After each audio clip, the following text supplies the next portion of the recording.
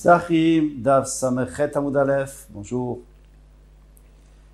Nous avons appris hier que Rabbi Yochanan disait que le Baal Keri, donc celui qui a eu des écoulements impurs, doit sortir de deux machanot, de deux campements. Il doit sortir du Machane Shrina, c'est-à-dire du Beit HaMikdash. Il doit aussi sortir de Har HaBayit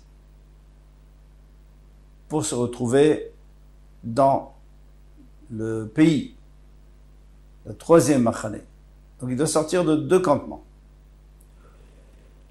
Là-dessus, on a eu une question, on a répondu. On pose une deuxième question, métivé. Donc en haut de la page, Boel Nida Ketamemet. On avait déjà vu le début de la Braïta et la suite de la Braïta qu'un Boel Nida, celui qui va avec une Nida, disons qu'il ne savait pas que sa femme était Nida, on ne savait pas, et puis il est allé avec elle, eh bien, Ketamemet, il a le même dîne que le Tamemet. Les mailles, dans quel sens tu les compares? Pour quel halakha? Il est mal, les Tumatam, si tu veux me dire qu'ils ont la même Touma, Aïe, Tumat Shiva activé.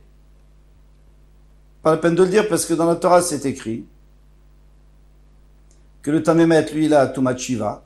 Il est allé pendant 7 jours. Aïe, Tumat Shiva. Et le Valkyrie aussi, c'est pas la peine de nous le dire si c'est dans le Passouk.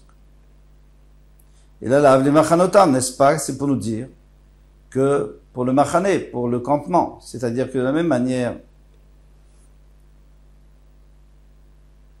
que Tamemet, il sort uniquement du campement de la Shrina, du Beit HaMikdash, et bien la même chose pour le Boel Nida.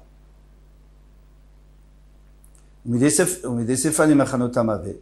puisque la fin de la Braïta vient nous dire, il vient comparer deux choses qui ont la même obligation par rapport à l'obligation de sortir du Machane.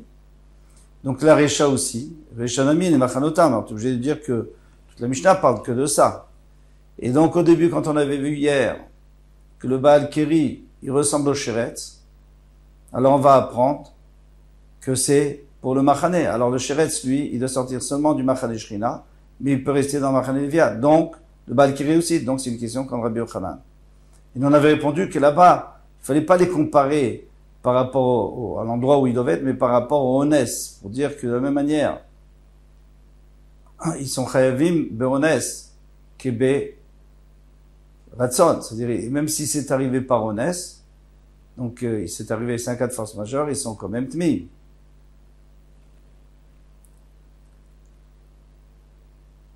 L'Agma répond, Mide iriyaha kedeita. Vers kedeita, non, tu peux dire que la Recha, quand elle a comparé le Baal Keri au Sheretz, elle voulait pas dire que comme le Sheretz, il doit sortir que du Beit HaMikdash, que du Machane Shrina, le Baal Keri aussi. Non, le Baal Keri doit sortir aussi du Machane Levia. Alors ils se ressemblent pour le Ones.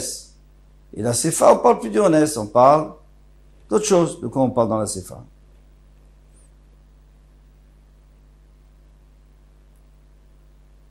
De Machane.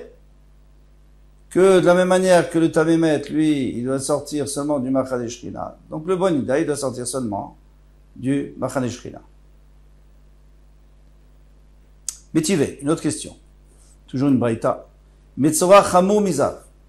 Le Metzora est plus Chamour on est plus sévère avec le Metzora que le Zav.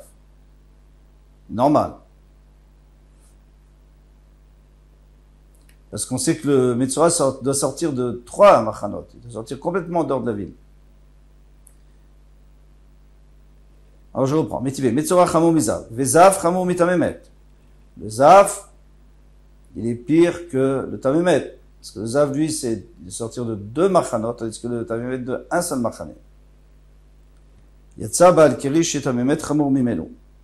Donc on peut exclure Baal Keri que le Tamemet est pire que lui. Pourquoi?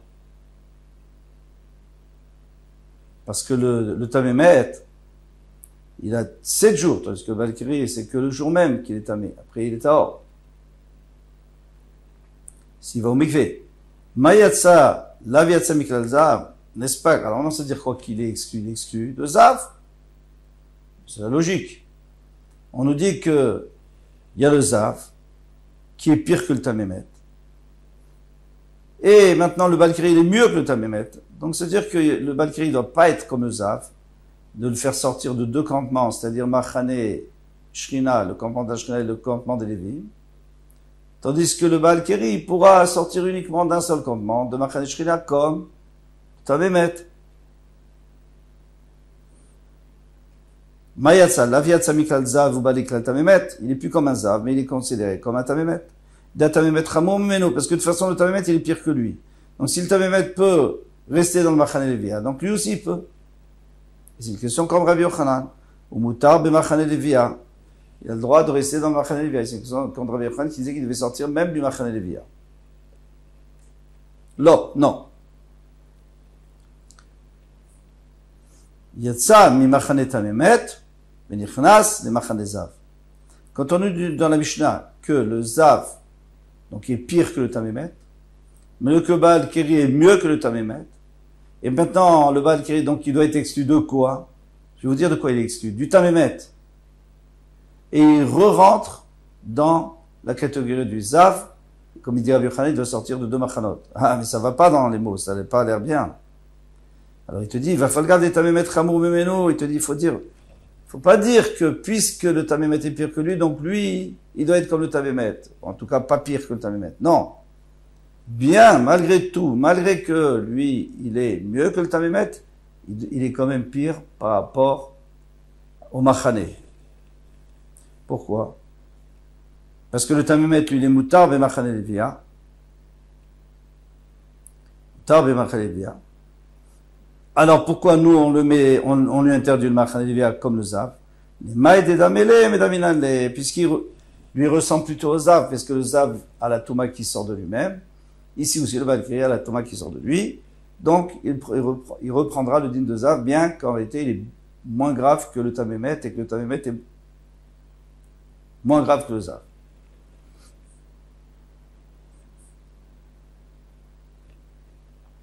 Tana Kamed Rav Yitzchak Barav Dimi. Donc, il y a un Tana, c'est-à-dire quelqu'un qui a enseigné les Braithot devant Rav Yitzchak Barav Dimi. Et il a dit, V'yatsa la machane, el mechutz la machane. Il devra sortir en dehors du machane. Alors,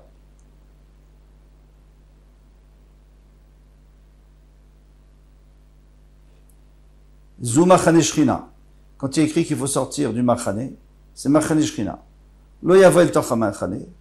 Mais après, quand on a dit qu'il ne doit pas rentrer dans le machane, zu machane levia. Mikan le Balkiri sheyetse chutz mishte machanot. Il doit sortir des deux machanot. Donc on a une braïta qui dit comme Rabbi Yochanan. Pourquoi? Parce qu'il y a écrit deux fois. Il y a écrit de Balkiri veyatsa el mechutz la machane. Il doit sortir du machane. Où il est maintenant? Il est au Beth Amikdash. C'est un Kohen. Et il est Balkiri. Donc il doit sortir de la Shekhinah. Lo yavel tocha machane, mais il ne doit pas aller dans machane levia. Donc c'est-à-dire qu'on lui interdit deux machanot. Mikan le Balkiri sheyatsa, sheyetse chutz et shte machanot. Amarle, il lui a dit, il y a un petit problème dans tes psukim. Je comprends que le pasuk intervient deux fois, donc quand il intervient deux fois, tu as envie de dire qu'il doit sortir de deux machanot. Ça marche pas bien, pourquoi? Parce qu'on sait très bien que lui, il est dans le Beth Amikdash. Il est obligé de passer par le Machane Levia et après sortir. Puisque le Machane Levia, c'était Arabaït. Et après, il y avait Yerushalayim.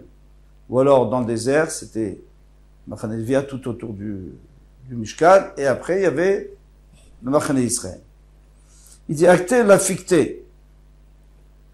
Pour l'instant, tu l'as même pas fait sortir du Machane Levia. Tu l'as dit, il doit sortir du Machane Shrina. Alors où il se retrouve?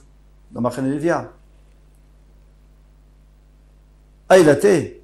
Alors tu dis, tu sais, il faut pas que tu rentres dans le Machane Levia, mais il est dans le Machane Levia.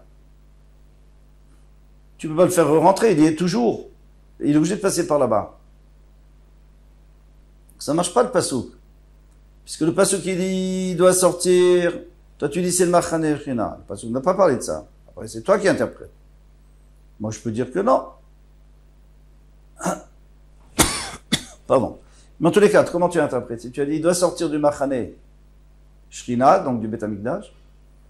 Il ne doit pas rentrer dans le Machane Levia, mais pour l'instant, il y est dans le Machane Levia. Il n'est pas sorti. S'il était sorti, tu peux dire, il ne peut pas rentrer. Ça, je suis d'accord. Mais là, ça ne marche pas.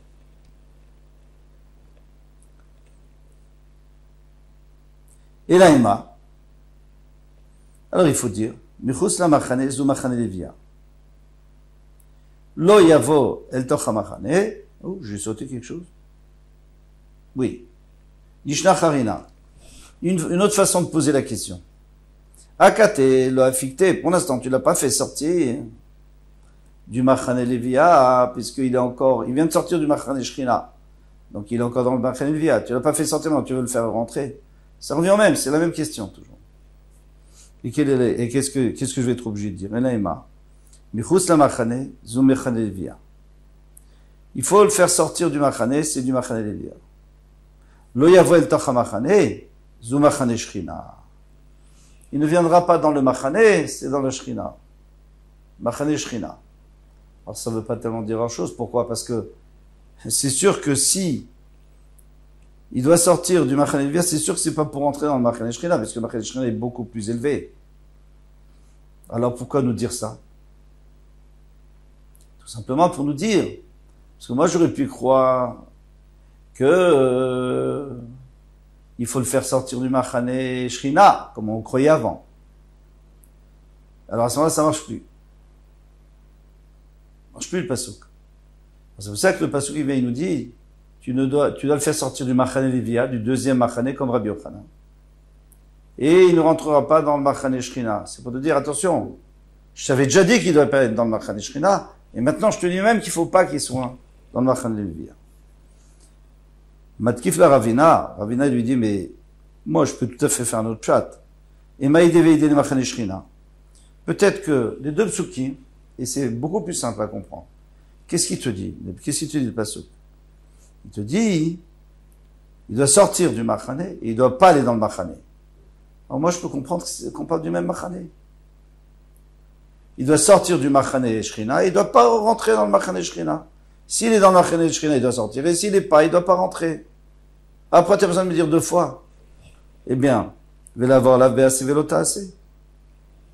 Il dit, tu y as un assez, donc tu dois sortir, et un lota assez, que tu ne dois pas rentrer. Souvent, c'est comme ça. On a dit, Imken, le makra veyatsa el machane, velo yavo el toch ha-machane. Pardon, velo yavo el toch. Il doit sortir du machane, il ne doit pas rentrer dans ce machane. Un machane la mali, mais pourquoi il a parlé d'un deuxième machane? Parce qu'il a dit, moi j'aurais pu dire veyatsa, et il doit sortir du machane, et il ne doit pas rentrer. Tu n'as pas besoin de dire encore une fois le machane, on l'a déjà dit. Si on parle du même machane, il n'y a pas de problème. Si on parle du machane Shrina. Donc on est obligé de dire que veyatsa, c'est pour un machane, velo yavo, c'est pour un deuxième machane, et c'est comme Rabbi Yochanan, qu'il faut l'exclure des deux machanot, celui de Shrina et celui de Lévia. Shema mina litenlo machane acheret, ça va nous apprendre ici qu'il faut lui donner un deuxième machane, c'est-à-dire il faut l'interdire à un deuxième machane. Maintenant on revient à la Mishnah. La Mishnah dit que Michui Kravav. On a dit que Shabbat, on avait le droit de faire le Korban Pesach, on peut faire la Shrita, la Zrika, et même faire sortir toutes les saletés qui y a à l'intérieur de ces intestins pour pas que ça pourrisse avant le soir. Maï Michui Kravav. Mais c'est quoi cette expression Michui? Dit nettoyer, pourquoi tu dis Michui? Ravuna Amar Shem Nakvim Besakin. Il dit on fait un trou dans les intestins pour que les excréments sortent. Chiyabarav, Amar, Shirka de Maya. Il dit non, il dit qu'avec le couteau, on pousse comme ça, on presse et on fait sortir toutes les glaires, tout ce qu'il y a à l'intérieur de ces entrailles. Denafka agav durka de shakina, parce que ça va sortir grâce au couteau qui va presser, qui va faire sortir. Amar Rabbi Eliezer, il faut dire Amar Rabbi Lazare, Maïtam Barav. Sur quoi il se base pour dire, parce que attention, il y a Michoui, d'après lui, d'après Chiabara, ça veut dire qu'il faut il faut le racler pour faire sortir toutes les saletés. D'où il sait ça, que Mechouï, ça veut dire racler. Il dit, Vecharavot, Machim. Mechim. Vecharavot, Mechim, Garim, Yochlu. Alors ici, Vecharavot, c'est-à-dire les maisons en ruine des Réchaïm. Bon, façon de parler, ils sont en ruine parce que c'est c'est eux-mêmes qui sont en ruine. Garim, ceux qui ont des vraies maisons, donc c'est les tzadikim, Yochlu, ils vont manger. C'est-à-dire, ils vont manger ce que les Réchaïm vont leur laisser. Maï mashma. C'est quoi cette traduction de ce passage? Parce qu'en fin de compte, il est compliqué à traduire. Quel est le Targum Rav Yosef? Comme Rav Yosef qui était très compétent dans les Targum, dans la traduction, venir CN, des Réchiaya, et les biens des Réchaïm, quand ils vont disparaître, Tzadikaya, les Tzadikim, Yersoun, ils vont les hériter. Alors, qu'est-ce qu'on voit d'ici? On voit Mechim, c'est quoi Mechim? C'est les Réchaïm. C'est les mauvais. Alors ici, c'est la même chose. Michou ikravav, c'est-à-dire on va enlever tout ce qui est mauvais à l'intérieur de leurs intestins pour pas que ça pourrisse. Après, Ureu Kvasim, Kedabram. Et les Kvasim, donc les agneaux, ils vont paître, Kedabram, comme on a dit. Ça veut dire quoi ça? Amar Menashia Barirmia, Amarav, Kemedou Barbam, comme on a dit à leur sujet. Qu'est-ce qu'on a dit? Maïmedou Barbam, qu'est-ce qu'on a dit? Amar Abaye. Vecharvot Mechim Garim Yochlu.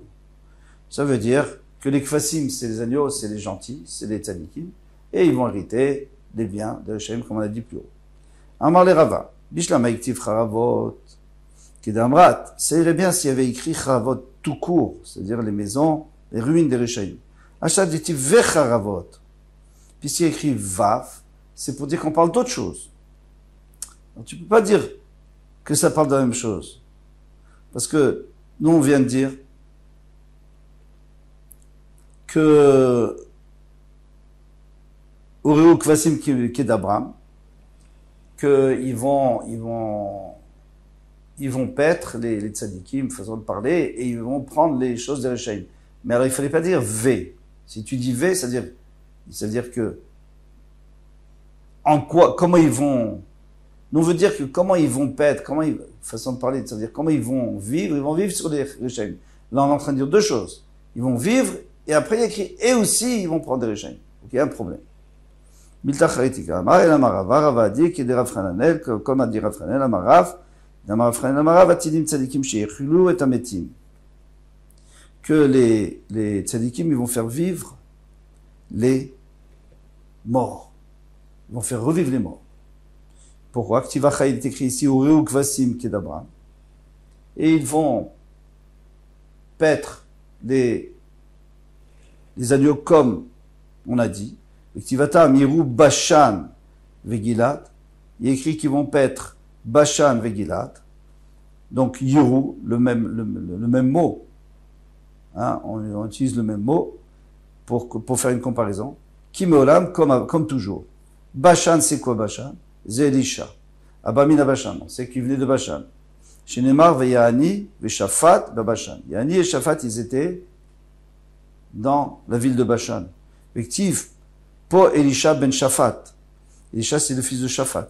Comme son père était en Bashan, alors lui aussi, il est né en Bashan. Il a versé de l'eau sur les mains d'Eliaou, c'est-à-dire il servait Eliaou à Navi. On sait que Elisha a servi Eliaou à Navi. Et maintenant Eliaou à Navi, c'est qui? C'est Gilad.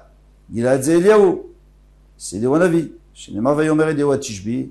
Eliaou à Tishbi a dit, Mitoshavé Gilad, il faisait partie des habitants de Gilad. Alors qu'est-ce qu'on voit ici dans ce passouk? On a vu Yirou, ils vont paître, ou ils vont profiter, ou ils vont faire des choses bien. Bashan c'est qui? C'est Elisha. Gilad, c'est Eliaou. Amarav Shmuel Bar Chmani, Amarav Yonatan. Donc, et d'accord. Maintenant, Elisha, qu'est-ce qu'il a fait? Il a fait revivre les morts. On sait ça. On sait, il a fait revivre des morts. On va le voir encore. Amarav Shmuel Bar Chmani, Amarav Yonatan, Tinim Tzadikim Sheikh Yometim, ils vont faire revivre les morts. Shenemar, Od Yeshvu Zekenim Muskanot. Il y aura des personnes âgées et des hommes âgés, des femmes âgées, Bichovat Yerushalayim, dans les rues d'Yerushalayim. Veish Mishanto Beyado, Mirov Yamim. Chacun aura sa canne dans sa main tellement qu'il sera vieux, tellement qu'il sera âgé. Vekti Vesamt Mishanoti, Vesamta Mishanoti, Mishanti, pardon, et tu mettras ma canne à Pnanar sur l'enfant qui était mort. Dans l'histoire de Elisha, eh bien, il y avait l'enfant qui avait pris un coup de soleil, il était niftar, et il a dit à Gehazi, tu mettras ma canne sur lui. Alors, qu'est-ce que j'apprends d'ici? De tous ces psukim? J'apprends que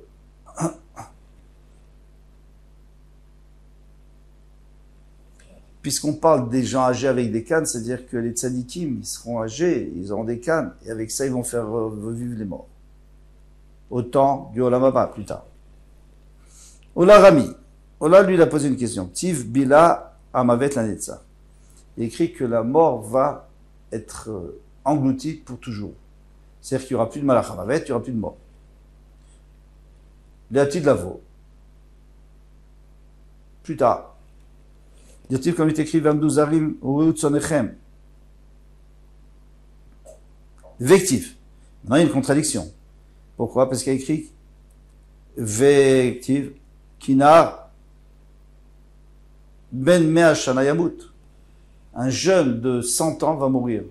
C'est-à-dire qu'à 100 ans, il sera jeune. Mais il va mourir. Alors, on ne dit pas qu'il n'y aura pas de mort. Et s'il est jeune à 100 ans, mais à 1000 ans, il est vieux. Il va quand même mourir.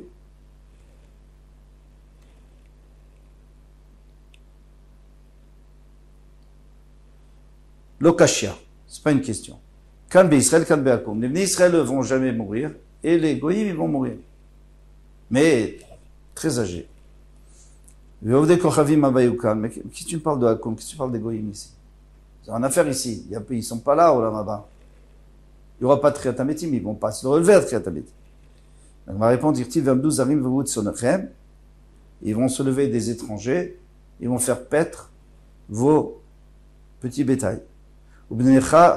Et les étrangers, c'est-à-dire les goïms, Ikarechem, c'est ceux qui vont labourer vos champs.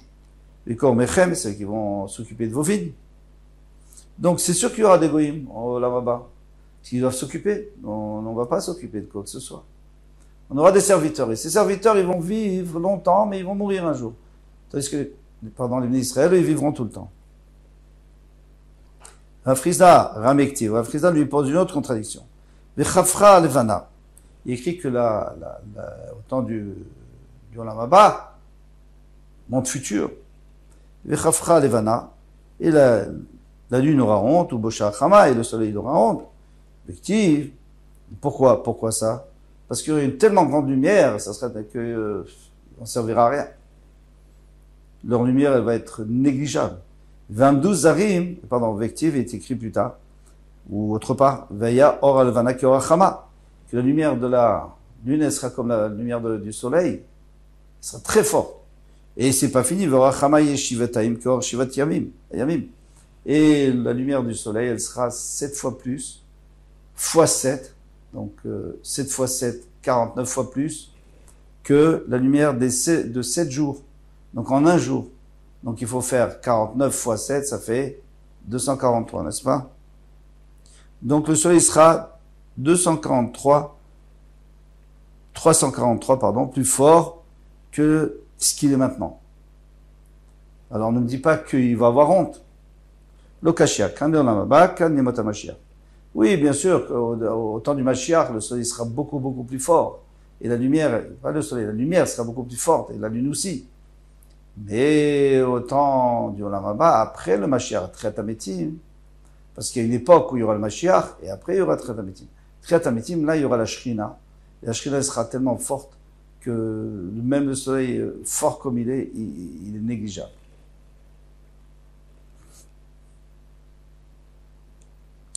Donc, quand le Olam Haba, ça c'est pour l'Olam Haba, avec les Yom HaMashiach. Donc, Olam Haba, c'est après Triat HaMetim, et Mashiach, c'est avant Triat HaMetim.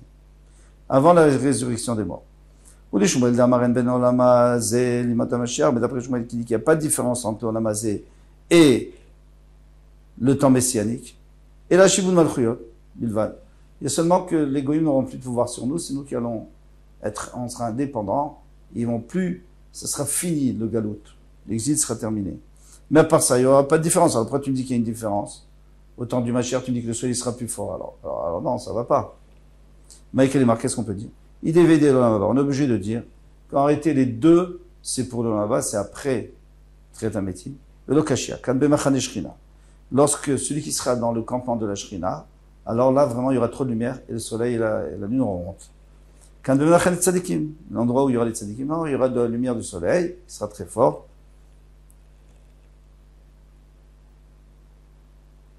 Rava, Rami. Maintenant, Rava, lui, il pose une autre question. Tivani Amid Verchaye. Moi, je fais mourir, je vais faire mourir et je vais faire vivre. Victiv Machatzti Vanirpa. Il est écrit que moi, j'ai frappé et je guéris. J'ai frappé quelqu'un avec une maladie et je le guéris. Ashta, Arvoui Mechaye, Mirpa Lokol Sheken. Tu dis que Hachem a tué et a fait mourir, et maintenant il va faire Triat HaMetim, donc il va refaire vivre. Et s'il refait vivre, alors c'est un plus grand miracle que celui qui était malade et qu'on l'a guéri. Après, tu me dis d'abord la chose qui est extraordinaire et après tu me dis la chose qui est moins extraordinaire.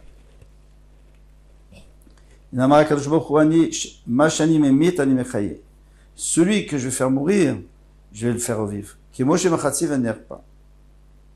Comme celui que j'ai rendu malade, je l'ai guéri. Donc en fait, c'est juste une explication. C'est pas deux chidushim. Tanura banan. Ani amid ve'echie, moi je vais faire mourir, je vais faire vivre. Yachol mita be'echad ve'chaim be'echad. Tu vas me dire qu'il est shaolam noé comme d'habitude. Bien sûr, il y a des gens qui meurent, il y a des gens qui vivent. Il y a des personnes âgées qui meurent et des enfants qui naissent. Non. Talmud l'ochar, Talmud l'omar, machatsi vanir pas. C'est pour ça qu'on a rajouté cette précision. Machatsi vanir pas, j'ai rendu malade, j'ai frappé et j'ai guéri. Maka, urvoa be'echad. Ici, il a frappé la même personne, il a guéri la même personne. On ne parle pas d'une autre personne, parce qu'on ne va pas guérir quelqu'un qui n'est pas malade. Afmita ve'chaim be'echad. Ainsi, la mort et la vie, c'est la même personne. Triat HaMetim, résurrection des morts. Mikan tshuva le'ombrim en Triat HaMetim la Torah. C'est une réponse pour ceux qui pensent que dans la Torah, on n'a jamais parlé de Triat HaMetim, de la résurrection des morts. D'avoir acher, notre explication, Bitrila mashani memit animechaye. Alors ça c'est très intéressant. Celui que j'ai tué, que j'ai fait mourir, il était âgé, il est dans la tombe, je vais le faire revivre au Mashiach, après le Mashiach. D'abord je vais le faire revivre avec toutes les maladies, avec tous les défauts qu'il a. Et après, je vais le guérir. Donc il y a deux étapes. D'abord il sort comme il était, et après on le guérit. Pourquoi c'est comme ça? Pourquoi pas le faire sortir comme guéri déjà? Parce que les gens ne vont pas reconnaître. Les gens ils vont dire, lui, on n'a jamais vu. Si il sortait comme un homme jeune, en bonne santé, alors personne ne va le reconnaître. Alors pour qu'on reconnaisse le Triat HaMetim, donc il faut d'abord qu'il sorte comme il était, malade, boiteux, je ne sais pas, chacun d'après ce qu'il avait. Et après, il va avoir le Nes où il va être guéri. Voilà. Kol Touf.